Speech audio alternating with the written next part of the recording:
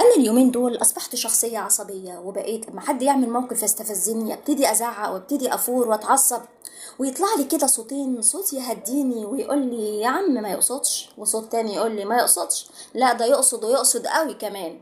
صوت يجي لي يقول لي يا عم تغفلي، يا عم سامحي، يا عم كبري دماغك، وصوت تاني يقول لي ما انت لو سكتي له المره دي هيجي المره الجايه ويركب ويدلدل رجليه كمان.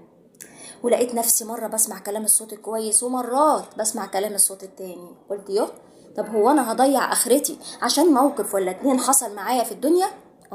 اصل انا وانتوا عارفين ان احنا في الدنيا دي في امتحان كبير، وكل واحد قدامه ورقة الاسئلة. كل ده اللي بيحصل قدامنا في حياتنا هو سؤال في الاسئلة بتاعتنا، ويا اما نجاوبه صح يا اما نجاوبه غلط.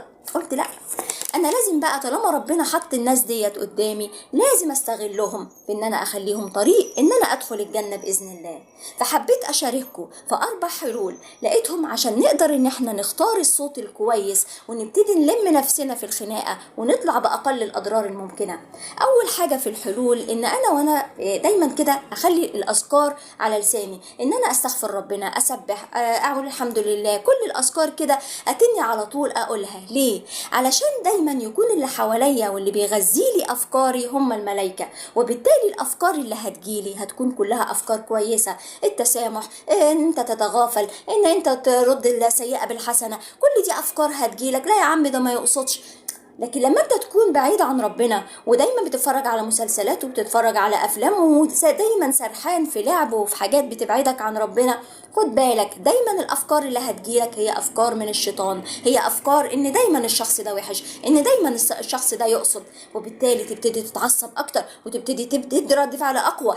فلازم ان احنا نخلي دايما حوالينا الملائكه افكار كويسه تبتدي تغذينا. يبقى دي اول نقطه. تاني حاجه ان انا لما اكون متضايقه من شخص عشان حاجه معينه اروح واواجهه، ما ابتديش ابني عليها. انا مشكلتنا ايه في ان انا بتعصب من الشخص؟ ان الشخص بيكون قبل كده ليه سوابق، ما انا مش من اول مره هتعصب منه، لا، بتكون في حاجات قبل كده وانا شايلاها وكاتمه في نفسي، وبالتالي ابني عليها لحد ما ابني بقى حاجات كتير ما اقدرش اتحملها واروح منفجره مره واحده.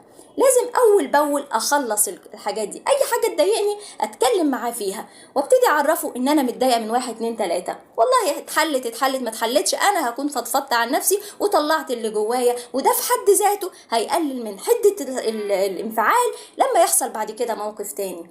تالت حاجة ودي مهمة جدا، ان انا لما اخش معاه في كلام والاقي الكلام ده هو متمسك برأيه وانا متمسكة برأيي، وكل واحد فينا حاسس ان هو رأيه مظبوط، يبقى على طول هنخش في جدال، هيبقى يحصل فيه مشادة، هيحصل علو في الصوت، يبقى ده اسمه الجدال اللي نهانا النبي صلى الله عليه وسلم عنه. في الحالة دي اقول له بس تمام كده، خلاص نوقف الكلام، وتوقف الكلام علشان ما تكرهوش اكتر.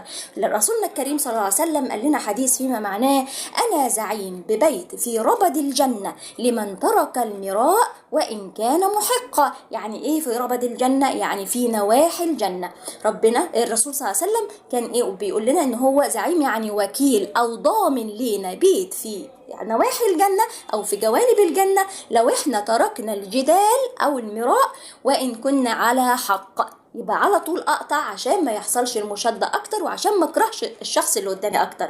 رابع حاجة والمهمة إن أنا ما اسمعش حاجة عن هذا الشخص.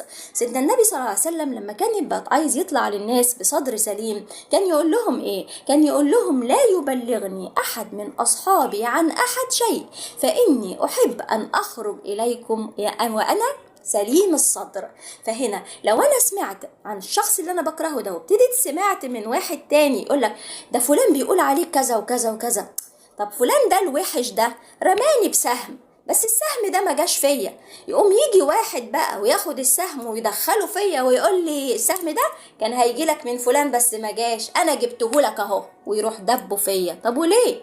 يبقى لما الاقي حد جاي يقول لي اي كلام وحش عن شخص تاني اوقف الكلام. ليه؟ عشان ما اكرهش الشخص التاني، وبالتالي لما يحصل منه موقف انا اساسا هكون شايله منه، ما اصله قال عليا كلام وحش، وهروح منفجره فيه اول ما يعمل موقف ولو بسيط. فهنا 4 حاجات هتقلل من حده الانفعال: الذكر وان انا اعبر عن اللي مضايقني مع الشخص، وان انا اقفل باب الجدال وما اسمعش اي حاجة وحشة عن الشخص طالما انا ما سمعتش بوداني ده.